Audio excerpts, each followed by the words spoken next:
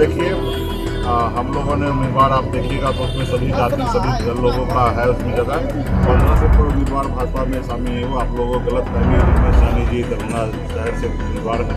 आज इनके कार्यालय के उद्घाटन में हम लोग पहुँचे हैं। ये देखिए वहाँ पे गलत फहमी हो गया था, उसको ठीक किया जा रहा है। और वहाँ लालू जी ने भी लेटर जारी किया था उनकी उम्मीदवारी को लेकर। खैर वो सब हम लोग सेटल कर लेंगे। वो भी हमारे महागठबंधन के नेता है। नमस्कार, लाइव सिटी देख रहे हैं आप। बिहार विधानसभा चुनाव 2025 के दोनों चरणों के लिए नामांकन की प्रक्रिया अब समाप्त हो चुकी है, लेकिन अब तक महागठबंधन के भीतर की रस्साकसी अब तक समाप्त नहीं हुई है। आपको बता दें कि वीआईपी पार्टी और आरजेडी यानी कि राष्ट्रीय जनता दल जो है वह कई जगह पर आपस में ही एक दूसरे के खिलाफ में प्रत्याशी उतारे हुए हैं। अगर बात करें तो वीआईपी के लिए जो सीट सबसे ज़्यादा महत्वपूर्ण मायने रख रही है वह है गौरा बराम का सीट, क्योंकि वीआईपी पार्टी के सुप्रीमो हैं मुकेश सहनी, उनके भाई, और वीआईपी पार्टी के राष्ट्रीय सुप्रीमो राष्ट्रीय अध्यक्ष बात करें तो संतोष सहनी गौरा बराम सीट से वीआईपी पार्टी के सिंबल पर उतरे हुए हैं।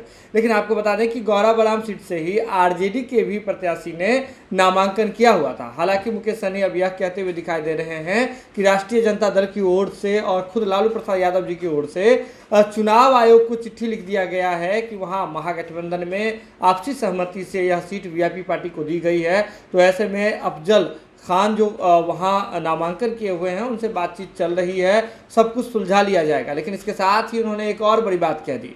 आपको बता दें कि आपको याद होगा कि लाइव सिटीज की टीम ने भी आपको खबर दिखाई थी कि कैसे वीआईपी पार्टी के सिंबल पर जिन्होंने नामांकन किया था तारापुर से, हम बात कर रहे हैं सकलदेव बिंद की, तो उन्होंने भरे मंच पर जाकर के सम्राट चौधरी जो कि एनडीए से प्रत्याशी हैं तारापुर से, उन्हें जाकर के समर्थन कर दिया था। तो इस पर बयान देते हुए मुकेश सहनी ने कहा है कि उन्हें यानी कि सकलदेव बिंद को तो वीआईपी पार्टी का सिंबल ही नहीं मिला था, उन्होंने नामांकन निर्दलीय के रूप में किया था। देखिए क्या कुछ कह रहे हैं मुकेश सहनी, पहले आप उनका ये बयान सुनिए।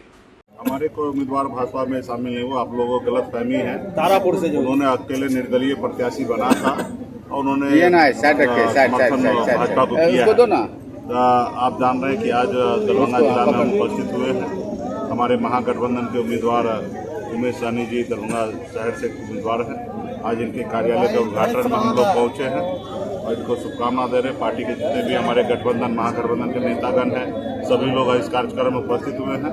और मजबूती से जो काम 20 साल से नहीं हुआ वो काम इस बार बदलाव होने के लिए जा रहा है। जनता पूरा मजबूती से खड़ा है और दरभंगा शहर में बदलाव होने के लिए जा रहा है। और यहाँ पे मजबूती से हमारे प्रत्याशी उमेश सहनी जी हैं वो चुनाव जीत गौरा बराम में जो आप ही के दल हैं राष्ट्रीय जनता दल, उन्होंने अपनी उम्मीदवारी वहाँ पे दी है उम्मीदवार को। नहीं, देखिए वहाँ पे गलत फहमी हो गया था, उसको ठीक किया जा रहा है। और वहाँ पे वीआईपी पार्टी की ओर से संतोष सहनी वहाँ पे उम्मीदवार है और महागठबंधन का इकलौता उम्मीदवार संतोष सहनी है। आपने देखा होगा कल राष्ट्रीय जनता दल का 143 अगर विधानसभा का लिस्ट अगर जारी हुआ उसमें गौरा बराम उनके उसमें नहीं था। इससे स्पष्ट हो जाता है कि वीआईपी पार्टी का एक ही उम्मीदवार है संतोष सहनी और वो महागठबंधन का उम्मीदवार संतोष सहनी। लेकिन उम्मीदवार अफजल अली बता रहे हैं कि हमारे चुनाव प्रचार में तेजस्वी जी भी आएंगे। लेटर जो जारी किया गया था वो लालू जी ने भी लेटर जारी किया था उनकी उम्मीदवारी को लेकर। खैर वो सब हम लोग सेटल कर लेंगे। वो भी हमारे महागठबंधन के नेता है, इसमें कोई ज्यादा चिंता करने की बात नहीं। वो आने वाले समय में आप देखिएगा पार्टी के साथ रहेंगे।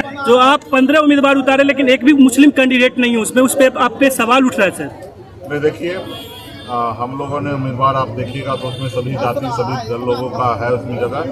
15 सीट में आप क्या ही उम्मीद कर सकते हैं। हमने कोशिश किया था कि लड़ाएंगे, लेकिन हमारे पास उस जगह पे प्रत्याशी नहीं रहने के कारण हमने ये किया। बाकी हमने सभी अलग अलग जाति धर्म के लोगों को लड़ाया है और हमारे गठबंधन तो लड़ाई ही है। और हमारे और वोट है हमारे सभी जाति सभी धर्म के लोग। तो ये चीज़ें नहीं है। तो हम चुनाव जो है जीतने के लिए लड़ रहे हैं, सिर्फ फॉर्मेलिटी निभाने के लिए नहीं लड़ रहे। जहाँ हमारे पास अच्छे उम्मीदवार होंगे वहाँ पे चुनाव लड़ा जा रहा है। तो वीडियो देख लिया आपने। आपको बता दें कि मुकेश सहनी की माने तो सकलदेव बिंद को महागठबंधन की ओर से प्रत्याशी नहीं बनाया गया था तारापुर विधानसभा में। मुकेश सहनी का यह कहना है कि वो निर्दलीय प्रत्याशी के रूप में उन्होंने सकलदेव बिंद जी ने वहां से नामांकन किया था, तारापुर से नामांकन किया था।